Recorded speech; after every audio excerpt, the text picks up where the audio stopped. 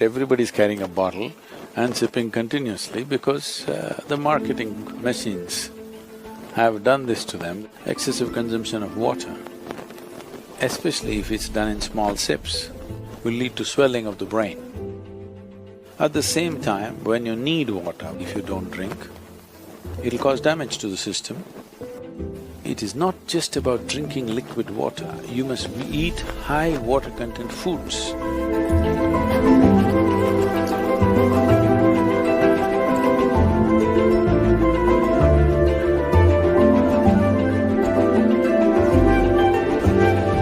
If you don't feel thirsty, if you don't drink water, nothing is going to happen, you're going to be fine.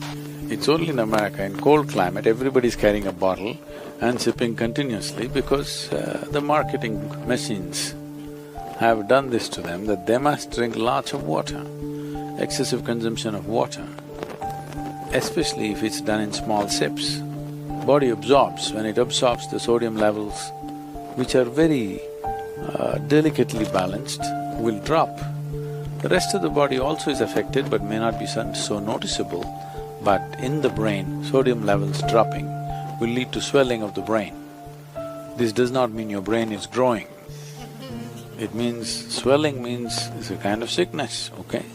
Not expansion of the brain, it's swelling up because of lack of sodium content.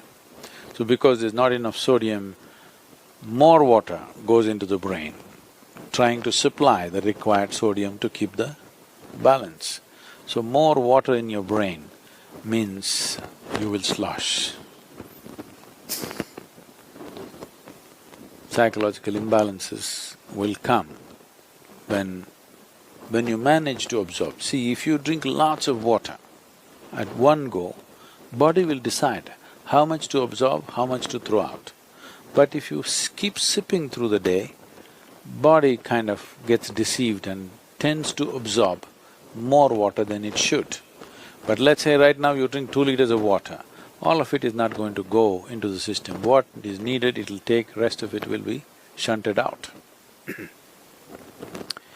So, not consuming water and being out there is very much a possibility. Nobody need to drink water simply because you think it's a good thing to do. When you feel thirsty, you must drink water just to ensure you're drinking enough. Drink 10% more than what you actually need, a couple of cups more, just to ensure that you don't drink less. If you're not the kind who is carrying a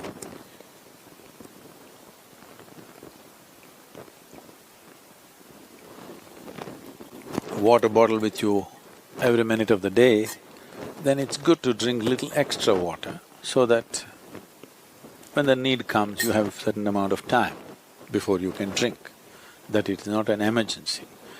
At the same time, when you need water, when you're thirsty, if you don't drink, it'll cause damage to the system. I would say, this may be very controversial, the medical fraternity will for sure protest on this, but they will come to it after maybe 20 years or 30 years. I would say if everybody consumes good water in sufficient quantity, 50% of the heart attacks in the world would come down.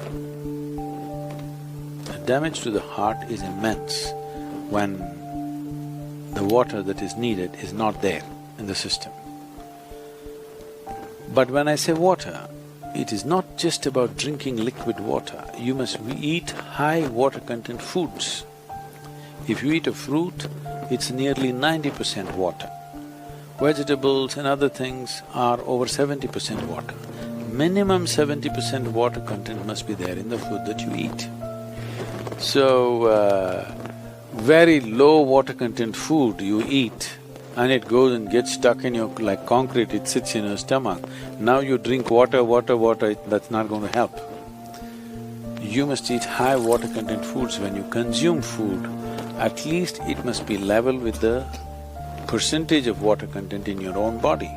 So any food that you eat should be at least 70% water content. So this is why vegetables, fruits must be part of your diet so that it is there.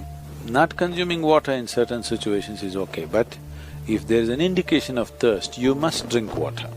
It's very necessary that you must drink water when there's an indication of thirst, because body has its own way.